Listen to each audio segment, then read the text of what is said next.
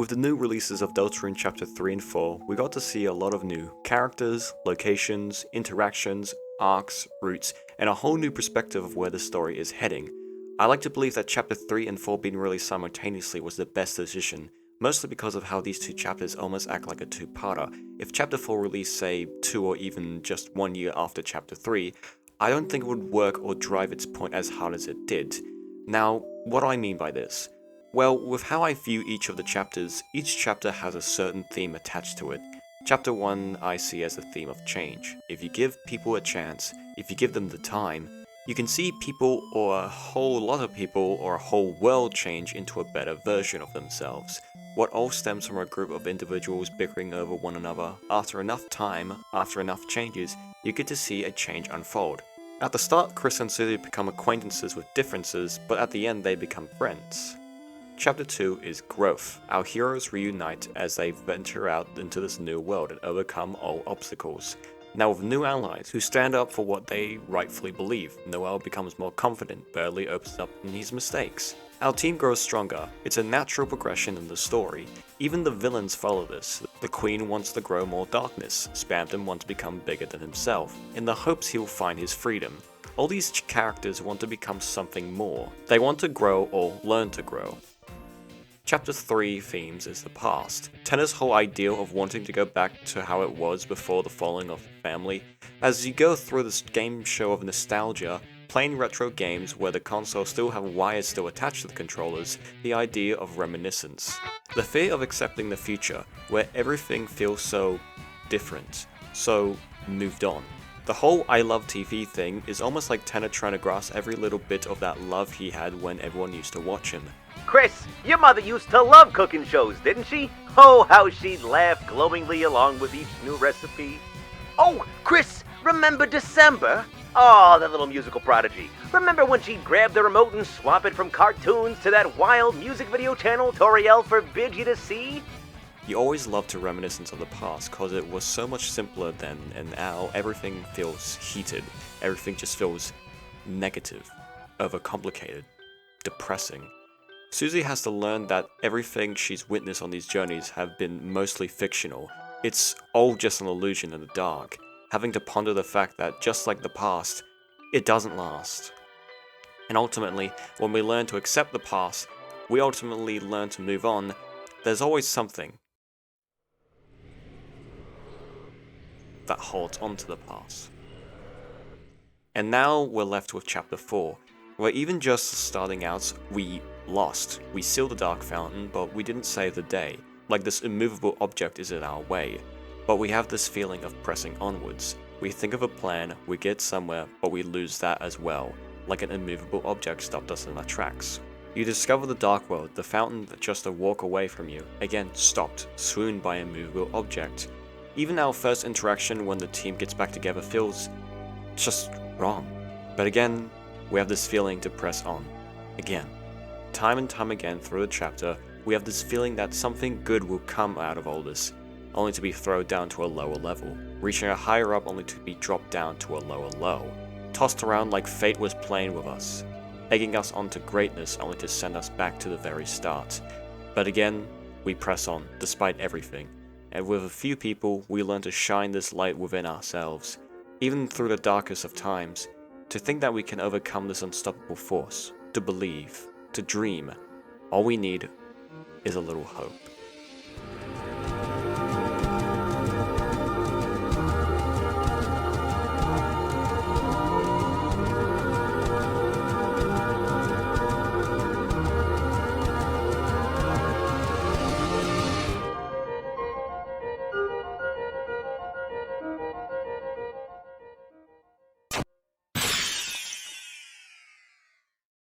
In Chapter 4, to start off with, we basically start off right where we left in Chapter 3, our ass being handed by the Roaring Knight, who is our main interest for the rest of these Dark World adventures, trying to stop the Knight and its plan. We wake up to go to church, and through we discuss our plan, find a way to enter the shelter, Chris goes around and we find that studying at Noelle's house, we may be able to find clues, as Noelle's mother is the mayor, as explained by Alfie's. The police and the mayor are the only ones who knows anything about the shelter. So in this instance, here we are starting out the chapter on a low point and then finally seeing a plan to go as intended. We enter the room of Noelle's older sister, December Holiday, or simply known as Des. Des has seemingly gone missing for the last few years without a trace, or where she could be. Chris looks down at her guitar with a written code for the shelter. We read it. And before we get to read the rest of it, Chris takes us out of their body, and we are sent out of the room and shoved into an open box. Chris shouting us out. And with that, as soon as we started to get back on our footing, we are sent back. We rise out of one of the gifts and venture out to get back on track. To nail in how screwed this plan is, once you enter the vent, you will witness Chris on their phone talking to someone. It's not clear, but from what we can gather from it, it's either Carol or the Knight. Or both. Maybe there's a whole evil group chat thing going on. But what we learn from this is that Chris isn't with us on the plan. Whatever we do from now on, Chris will see and Chris can interfere, actively using someone who is against what we are doing. So even if we do seal a dark fountain, even if we do somehow get somewhere with this plan, Chris can always just tell on our plan. Everything we plan and do can easily be foiled because of the simple fact of Chris just knowing it.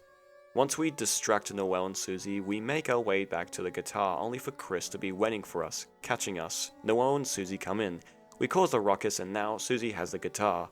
All we have to do is tell Susie, but we don't get the chance to. Phew! Cleaning sure does work up an appetite. Figured I'd get a bite in before your mother's home. Oh, well, there's no rush, you know. She has work. She's not gonna be home for hours. What do you mean? I just saw her outside the window. Mom is... Susie, Susie, I'm sorry, I think you should...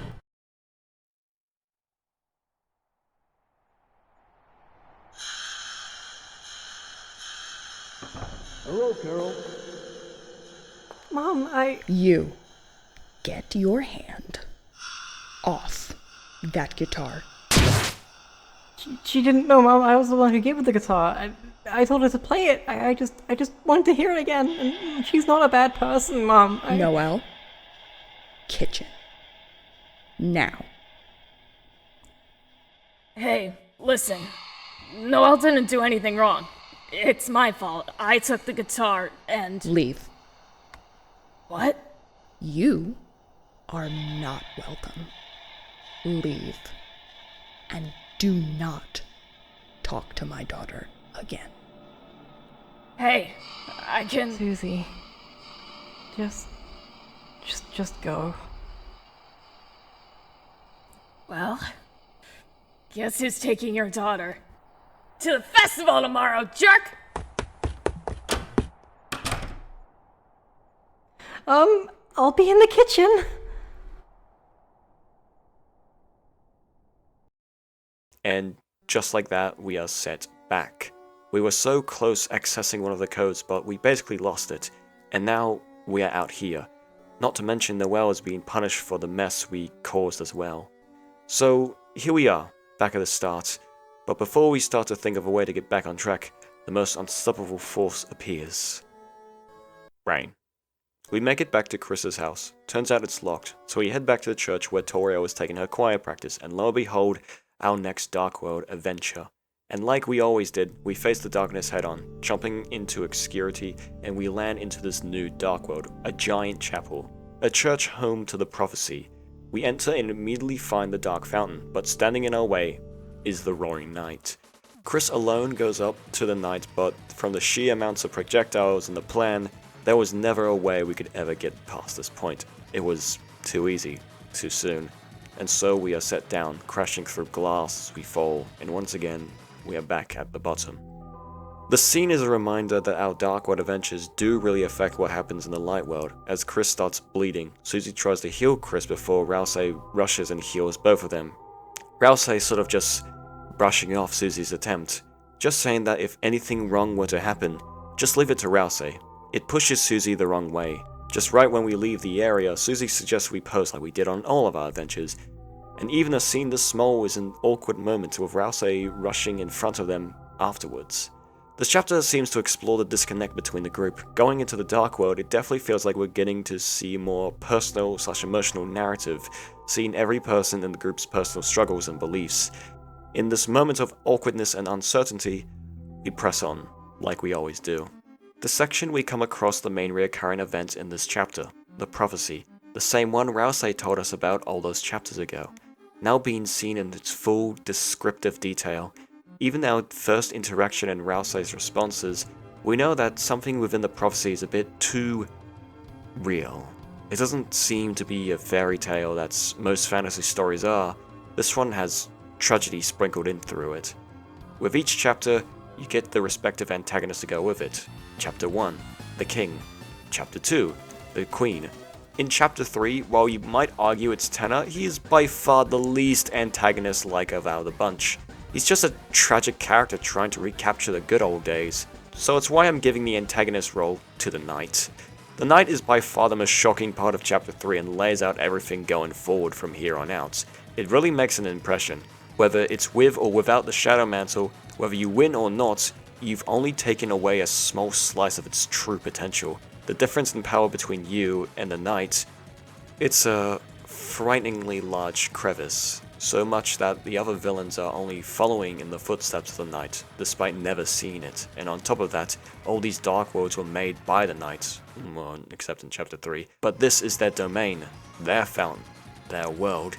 You're swimming with sharks in an ocean, you're fighting a bear within its cave, you're fighting a knight within its castle. Now with Chapter 4, it's not a character that's the main villain. You could argue it's the Knight. I think a more accurate depiction of Chapter 4's antagonist is the narrative. It's the prophecy. Learning that no matter what happens, what you do or say, everything will end with the same fate. And that's what Chapter 4 constantly reminds us of. And of course, this is why I introduced the best character in the entire game.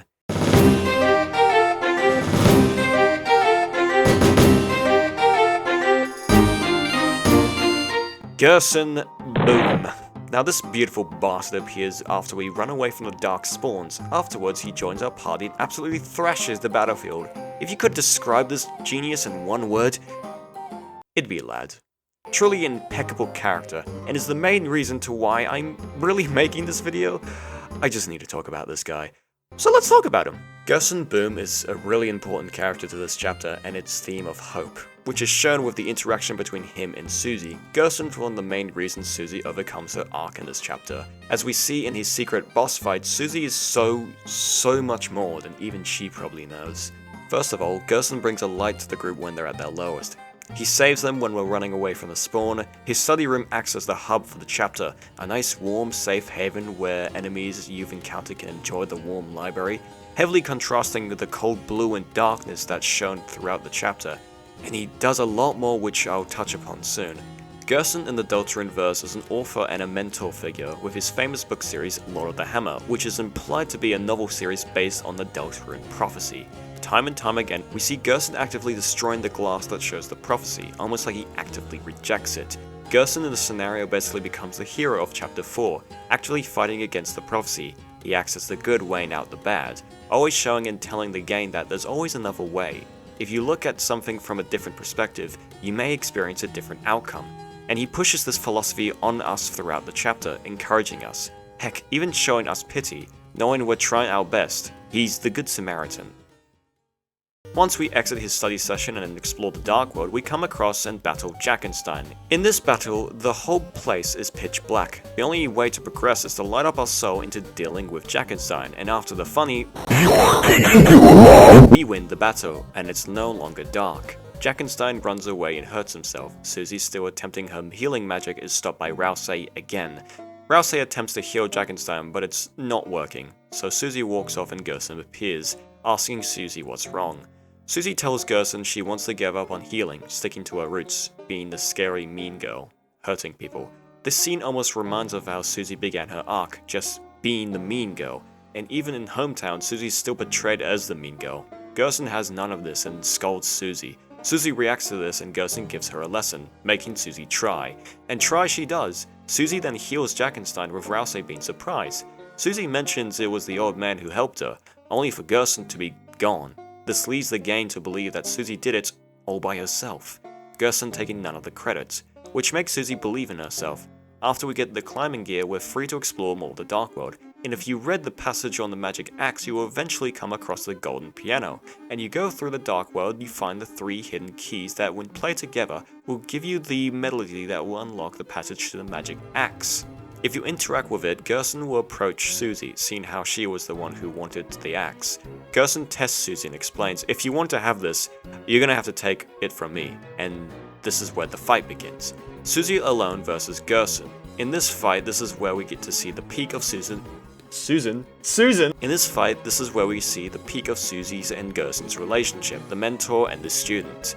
Gerson throughout this relapse what we've come to know. By the end of the battle, Gerson talks to Susie more one-on-one.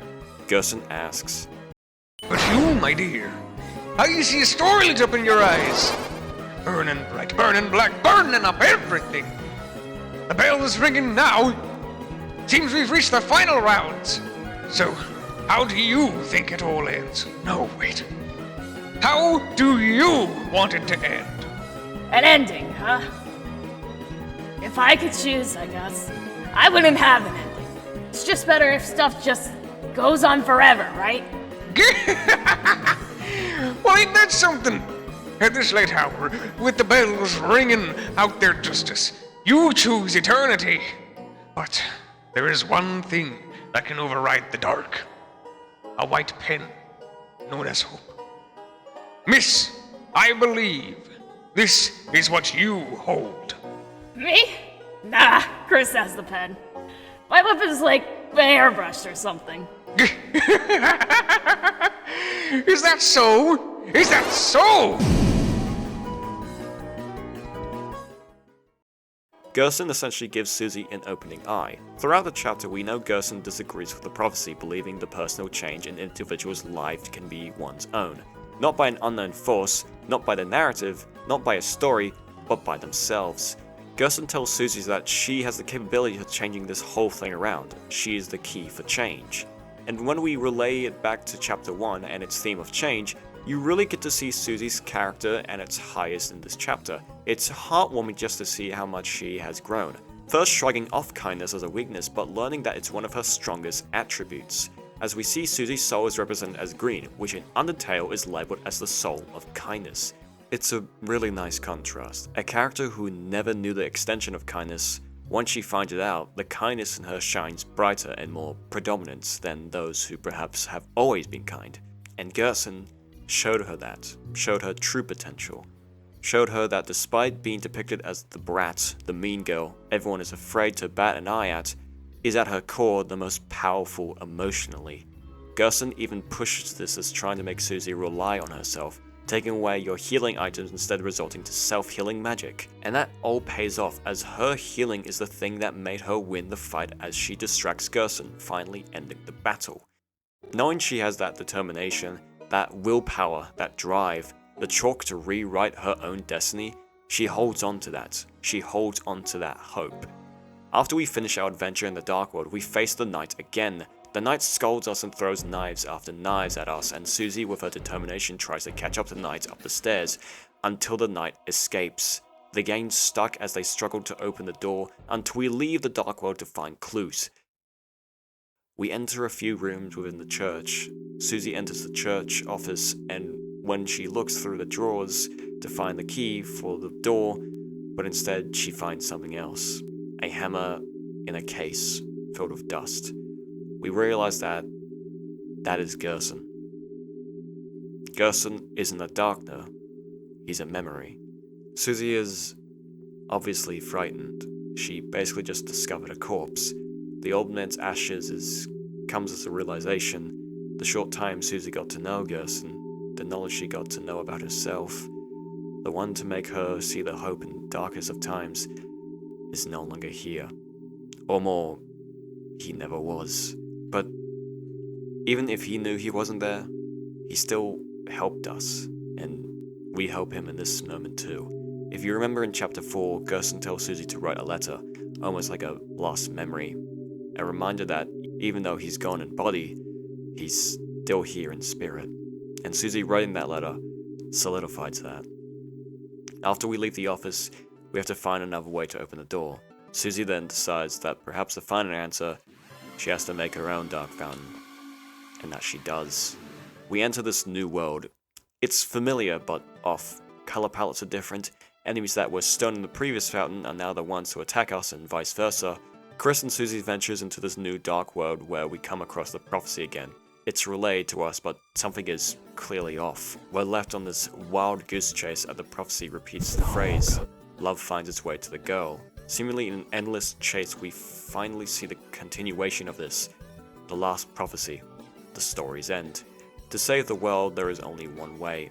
Before it continues, it shatters, or more, something shatters it. It pans to a silhouette. Is this Gerson? Susie explains before the old man walks off. Trying to catch up to him, the glass beneath them shatters, and they fall once again. It's a long way up, Susie explains, but yet again, like every time, we press on. One intense chase later, we enter the Gerson study room again. Now instead of a calm, comforting orange, it's now a sickly, vulnerable green. And what was once a packed room filled with characters is now an empty husk. You enter the dark and Susie falls down. As she tries to find her way back, she's met again with what she thinks is the old man. She tries to talk, but he's remaining quiet until he attacks, laughing at us as the battle begins. Susie alone has to defend herself against the approaching arrows, just like the fight with Gerson previously. Susie tries talking, but to no avail. The old man attacks and Chris just in time saves Susie. As the battle continues, Susie's only left wondering what's going on. This is the old man, right? It's the same fighting pattern, it's the same laugh. In the battle, you can even see Susie starts blaming herself for creating this dark fountain. One final attempt, she uses the healing ability like before, and once it reaches the old man, we find out that it wasn't the old man. It laughs at them before being destroyed by Rousey, crumbling to pieces. Susie, that wasn't the old man. One of his statues from his study. It must have begun moving when you made this dark world. A statue? Then, the old man. He's not in this world, sadly. Darkness patterned after the memory of a loved one tend to only appear in very specific darkness. Even if we tried to bring him to Castletown, he... Then why didn't you say something earlier? First the roaring, then you not being real, and now this? What's wrong with you? If you know something, then why don't you just tell us?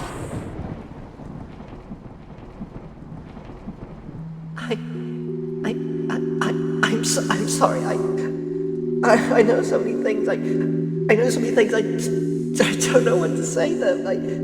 I don't want to say them to worry you too. So just not saying anything. What do you mean? You know so many things. About the rules of this place. About the prophecy. About what the prophecy says will happen. I didn't ask to know, but I do. During the scene, we learn a depressing truth. Rousey knows exactly how this story, how this prophecy is going, and how it will end. How Chris and Susie and even their own fate will end. The reason why Rousey has been acting sort of on edge becomes fully clear. He was too afraid to say anything because, well, it wouldn't change a thing. Rousey is a being born of knowing how everything will end, and he hates that. Seeing the disconnect in the group finally unraveling in front of us, Rousey never asked to know. He doesn't want to, but it's forced upon him, and his very existence. Rousey in the scene acknowledges that he will always put Chris and Susie first, even as him getting into dangerous situations where he might get hurt. But on top of that, there's this glimpse where he wishes that he didn't have to suffer. Why was it him that deserved this fate? It only hurted Rousey because, for the first time in his existence, he actually found people that cared about him. And losing that, in Rousey's eyes, meant losing everything. It's a depressing realization, and one that really adds a lot more depth to Rousey's character. a depth we haven't really seen before. We knew in Chapter 2 Rousey was almost having this identity crisis. When asked by Chris on the Swan Ride about it's okay that Rousey is Rousey, Rousey responds with, I don't know what being Rousey like is. And now in Chapter 4, we finally see in this scene that while he might still not fully understand what being Rousey like is, we do see a glimpse of what Rousey is, what Rousey values, what he wants and doesn't want. After this, Susie comforts Rousey, reassuring that despite everything, they're going to get through this. No matter what it is, they'll get through it, together, and like again, at our lowest point, we stand up and press on. We exit and enter the Dark World after we get an anonymous tip from, well, I don't even know what this thing is. We do so to confront the Knight again. We traverse through to get to the Dark Fountain, and once we inch closer and closer to that fountain, to that roaring night, the scene starts to play. And I believe this scene perfectly encapsulates what I'm trying to convey here. Even with met with an unstoppable force of nature, even if our chances of winning are slim, we still hold on, with the light inside ourselves leading the way. We traverse through the hallway with the soul beaming light. Chris, Susie, and Rousey slowly traverse this roaring wind, while the night strikes us down, but every time, we get back up. When Chris is about to go down, Susie steps in, and when Susie falls, Rousey does the same. When one falls, the other one will be there to pick you up. The scene solidifies just how strong and connected this group has become after these 4 chapters, doing everything together.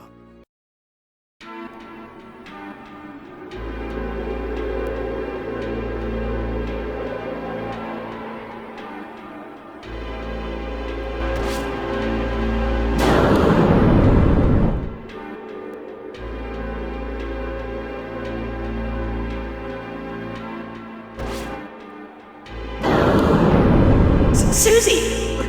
What are you doing? Like I'm gonna let Chris hog all the bullets.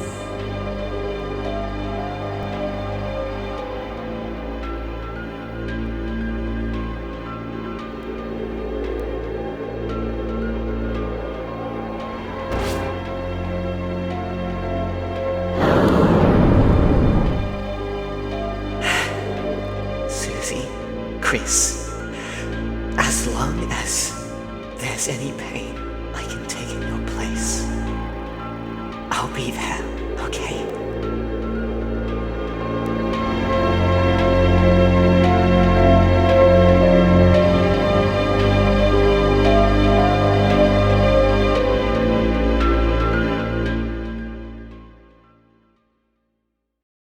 Before we continue, I want to address a detail. We know that Chris is working with the Knight and is against our plan, but in this scene, for the first time, the Soul and Chris work together, and by the end of Chapter 4, I like to believe that Chris may have an opportunity here.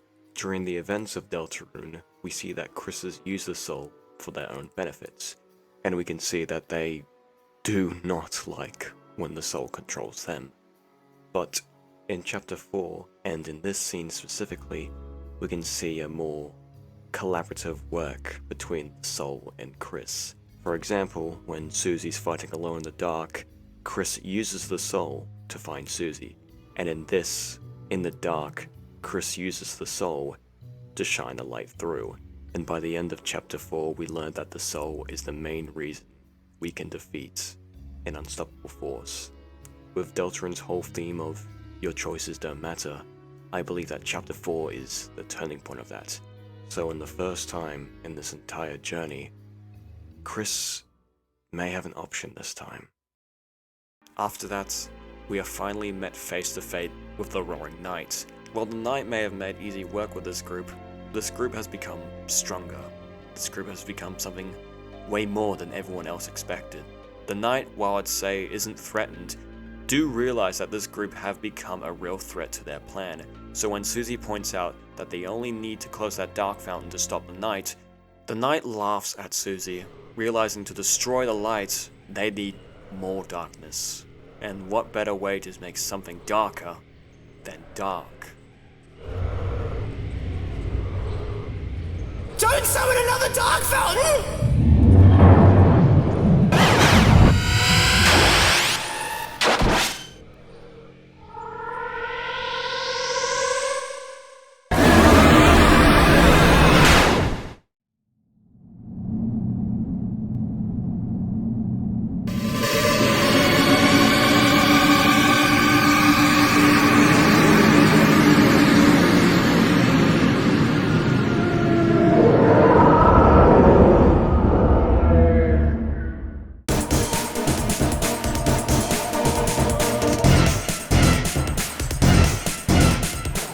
The night summons a titan, a colossus made of pure darkness. No thoughts, no emotion, its only goal is total destruction, a deity made for the sole purpose of creating a forever night, total annihilation. Something this massive and dangerous, it shocks the group as Rousey explains that there's no clear way on how to defeat a titan. Like a natural disaster, there is no plausible way to control it, you just have to endure it. But Rousey has a hypothesis. If a titan is a being born of pure darkness, it essentially works the exact same way and has the exact same properties of a dark fountain, so all they need to do is get Chris to stop the titan.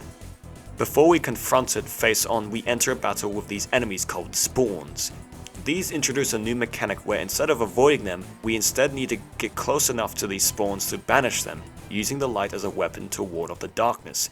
After we climb up to the titan, everything breaks and we climb to the very top, where the titan stands there, waiting for us.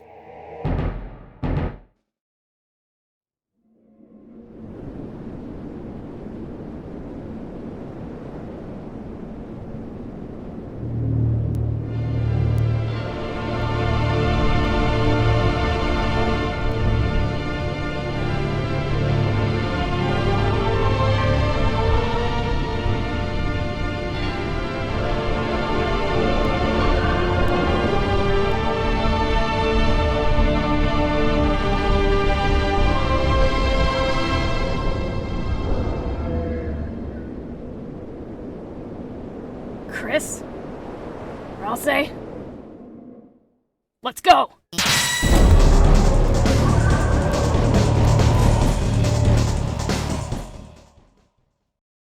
In the darkest of nights, you reach the highest of mountains, as you face off against the face of the total oblivion. Yet, despite the chances, despite how much greater this beast is, they stand their ground, and not only do we stand, we fight back. This battle is the culmination of everything we've been through so far.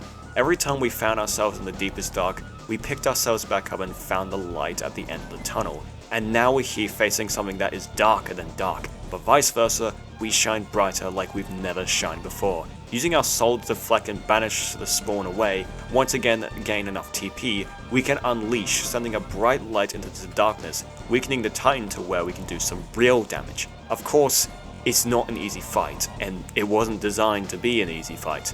But just the fact that these three were seen to be weak, seen to be a joke to other combatants, and now standing here facing the strongest thing in our journey, all because these three believed that they could make a difference. All because these three have grown from where they started off to where they are now, always facing an unstoppable force, something beyond themselves, time and time again and again. And here they are again, at the world's edge, not with violence, not with careless action, but with hope. A hope we can become something more than ourselves. A hope we can change our destiny no matter what fate tells us. A hope that shines inside of us. And this is where hope shines the brightest, the strongest. Three heroes defining an unstoppable force. Three heroes keeping up with their deity, something beyond themselves. Three heroes proving that they will find a way. Even if that way is the darkest pit, they'll shine through because they always have. And facing the Titan proves that they always will. After they do some real damage, the Titan almost retreats into its shell, its wings covering its wounded body until it heals itself and it's ready to fight again. Before the heroes decide to keep fighting, an old friend gives them a helping hand. I suppose we just have to keep on fighting.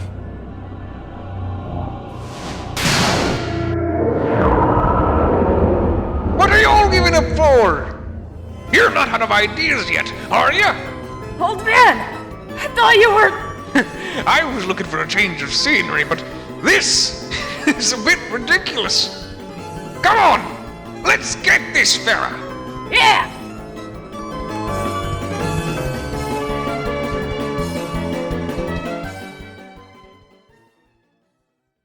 Gerson returns to help the gang in shattering the Titan's defense. They begin to overwhelm it, Susie and Gerson working together to deal massive damage towards the Titan. Their dual buster completes their mentor arc. Susie has finally proven herself to stand by herself and fight alongside Gerson. Susie ends up grabbing Chris and they dunk themselves into the Titan. This is how they banish it. And banish it they do. In a beautiful harmony they fly around the soul as the light completely extinguishes the Titan and the darkness. Chris, Susie and Rousey, with the help of Gerson, were able to defeat a Titan. They all wake up after the exhausting fight. Susie runs off to the dark fountain. Rousey stops by and checks up on Chris until he realizes. In a rush, Rousey tries to catch up to Susie as Chris follows along. We don't know, but it becomes clear that Susie is about to find out what happens at the end of the prophecy. Susie breaks the glass. She laughs, but I like to imagine this laugh isn't a laugh of joy. It's one of confusion, frustration, and disbelief. It's broken apart. After all, Susie is bleeding. She hit that prophecy. Whatever it was devastating. But she tries to shrug it off, more accompanying Rousey, reassuring that they wouldn't let that happen, and just rushes off. Rousey again has a bit of a relapse and begins to question himself. He's confused and frustrated. Rousey always thinking that if they just keep on smiling, everything would just be good, right? Everything would just accept this idea of kindness, but Rousey questions that. Has he been doing everything right? And I think the saddest thing is that he generally has no clue. And again, it's only hurting as much because he feels like he has an actual responsibility. What he relayed on chapter 3 with objects not having emotions, after all, why should they? Comes back to the scene and proves that maybe that's not exactly the case. Chris comforts them and reassures Rousey. It's okay not to smile.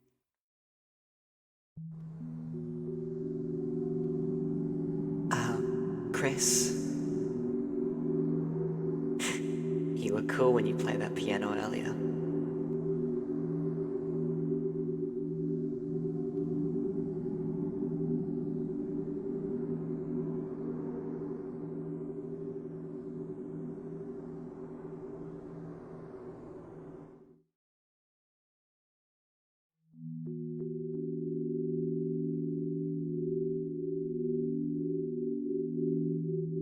Hey, Chris. Can I tell you a stupid dream I have? No matter what, I want to keep being friends with you and Rousey. When the sun comes up again, I want tomorrow to be the same as yesterday. And the next day to be just the same as that. Then in the end, we can always go back to the way things were before. You don't have to say anything back, Chris. I know. You're thinking the same thing, aren't you, dumbass?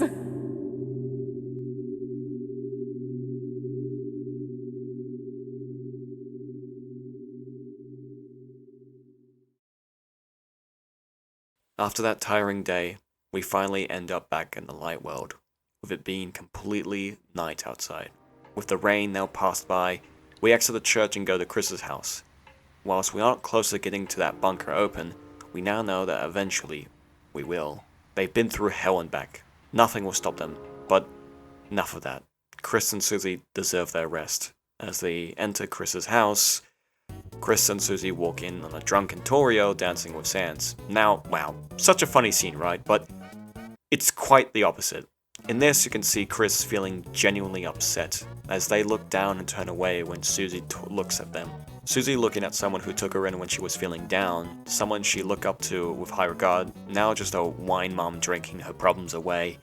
Now, I'm not demonizing Torio, I'm just saying that this couldn't have happened at a worse time. Susie and Chris were fighting and warring for the life that Torio was being used by the knights in their dark fountain. being emotionally toyed with, coming home to her dancing with someone you barely know, unannounced. The scene probably hits the hardest for Chris, not only because, well, it's their mum, but most importantly, this just basically solidified that their family is never getting back together. That separation, everyone leaving one by one, that wasn't just a thing from the past that can be resolved. That was permanent. Susie promptly leaves and Chris goes straight to their room, without a second thought. But here's something. Bringing up the fact that Chris is working for the night presumably, during the scene, Chris gets up and goes to their window, seeing Susie outside. As they two walk away, it's almost like Chris wants to jump down, but is stopped by a message. I see this as Chris thinking for themselves here, seeing more of an option, because even if they are working for the night, they obviously don't want to hurt Susie. This, and the fact they only seem to snap back when we presumably think it's the night, says, "You promised."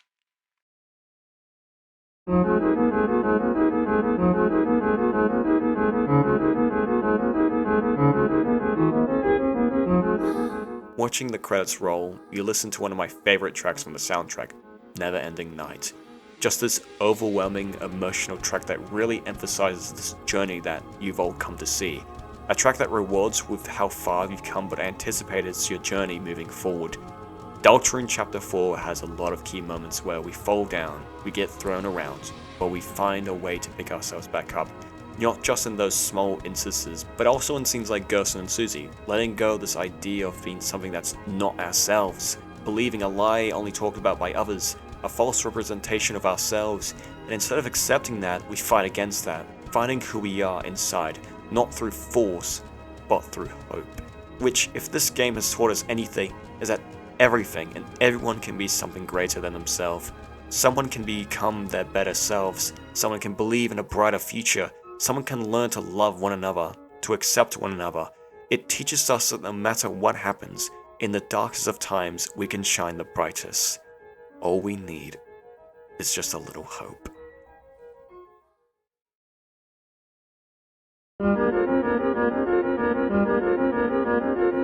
I was so happy. Then people stopped coming.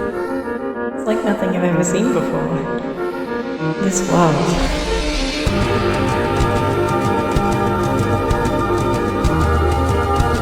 That gave me hope, even if just a little. And recently that hope's been growing.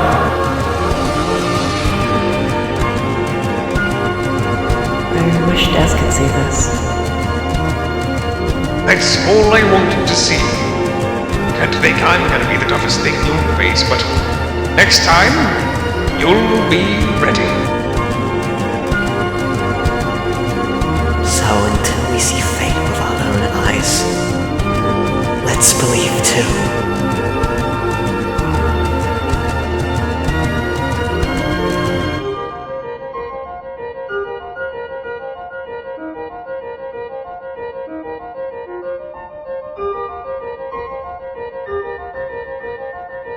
Well done.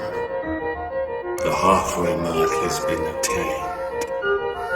But it is still waiting. How much longer now?